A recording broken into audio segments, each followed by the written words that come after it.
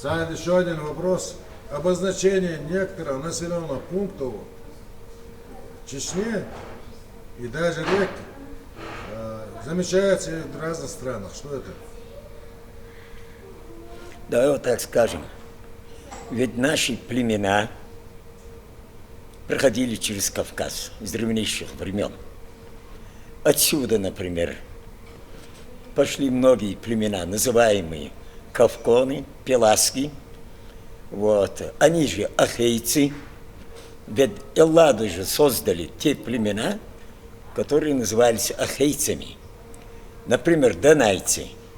Донай, имея 70 девчат, ни одного мужского пола, пошел в Элладу и выдал своих дочерей эллинам. Вот.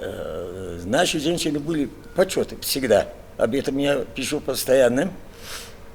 Сегодня Гихи был называем Гексосами, но он, как я уже говорил, стал потом Нилом. Гихи – это значит «видел воду». Гихи такой же есть у нас населенный пункт, потому что он рядом с Гихи.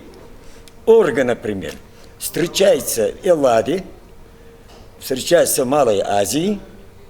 Я в начале передачи сказал, что субарийское племя сегодня, а в Туринце были такие 5000 лет назад. Ведь наши племена постоянно проходили через Кавказ и постоянно возвращалось, создавая, даже, скажем вот так, Ахиллес, который вождями, да и был послан поддержку, значит, эллинам в войне против Трои, его название было Хиулон, то есть стоящий у воды. Действительно, Хиулон, Троя, стояла на берегу Мраморного моря. Мраморное море, Эгейское море, Средиземное море и так далее. Поэтому вот эти имена встречаются. Вот. Кто такие ахейцы? Это ахейцы, древний народ. Я сегодня знаю по названиям рек, по населенным пунктам, что-то они взяли из самой древности. Например, зело мы встречаем в Греции, зело встречаем в Малой Азии, зело есть и в Анди. Например, Пуга, Туга, Фарасхой, Цекала – это общество Масты. Такие же города мы встречаем в Элладе, Малой Азии и так далее. Вот Гордея, тоже, Гордулай, тоже встречается в Малой Азии, ведь, и даже в среднем течении Тигра, древнее название Аренцхи, Урфоат, древнее название Ефрата. Урфоата – это ур-земля, фо – это земля, это самое зерно, а ати, значит, разробленная земля, урожай был. И что?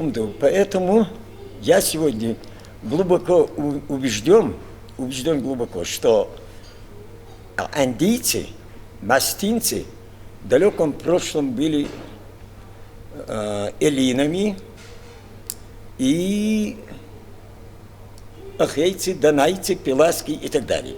Разные авторы по-разному называли. Вот, например, скифы Геродот.